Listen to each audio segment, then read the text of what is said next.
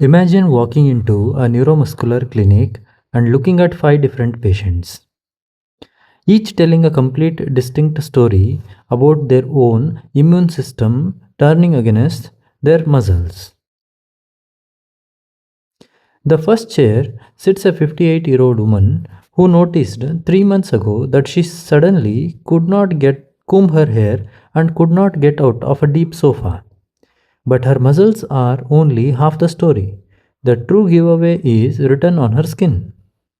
She has a distinct violet hue over her eyelids and rough purple bumps over her knuckles. The classic heliotrope rash and Gordon papules of dermatomyositis. When our muscle biopsy comes back, it reveals textbook pattern called perifascicular atrophy, where the muscle fibers at the edges of the bundles are withered. The real climax of her story, however, comes from her blood work. She tests positive for anti-TIF1 gamma antibody, a specific molecular marker that alerts us that her immune system isn't just attacking her muscles in a vacuum.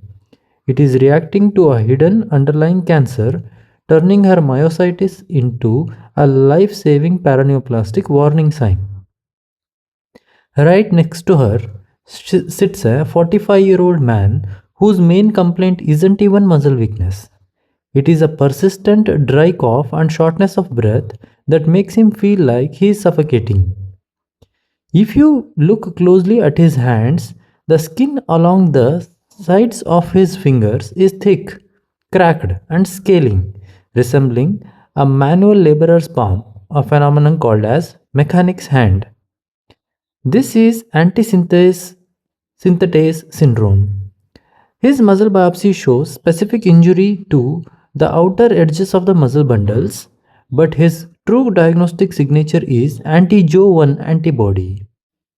His story teaches us that inflammatory myopathy isn't always confined to the limbs. It can launch a systemic multi organ assault where progressive interstitial lung disease dictates the patient's survival far more than the muscle weakness ever will. Across the room is a much more dramatic and alarming situation. A 62-year-old man who was walking perfectly fine a month ago but is now nearly wheelchair bound.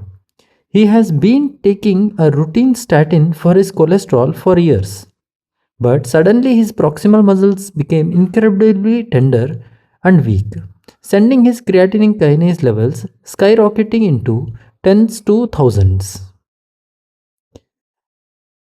Under the old 1975 criteria, he would have been labeled as having severe polymyositis. However, when we look under the microscope, we find a shocking plot twist. His muscle fibers are actively dying and regenerating, but there is a striking absence of actual inflammatory immune cells invading the tissue. This is immune mediated necrotizing myopathy. Driven by anti HMG-CR antibodies, his story is unique because even if we stop his statin, the self destructive antibody engine keeps running, demanding an aggressive multi agent immunotherapy to halt the silent structural destruction. In the corner sits an old gentleman who has been frustrated for years. He was diagnosed decades ago with a standard polymyositis. But every time doctors threw him high dose of steroids at him, his muscles only got weaker.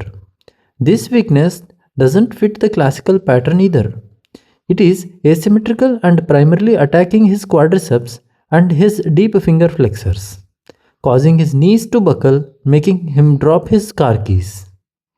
This is classical tale of inclusion body myositis.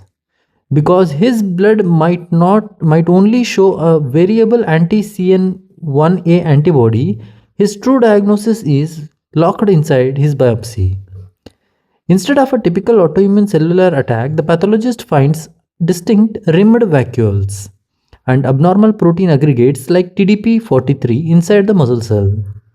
His story represents a degenerative inclusion body process rather than purely responsive autoimmune flare, explaining why traditional immunosuppression fails him. Finally, you see a young woman who has been battling systemic sclerosis for years. Dealing with the tight skin on her face and fingers, recently she developed a new symmetrical shoulder and hip weakness. When we check her labs, we find myositis associated antibodies like anti-PM, anti-SCL.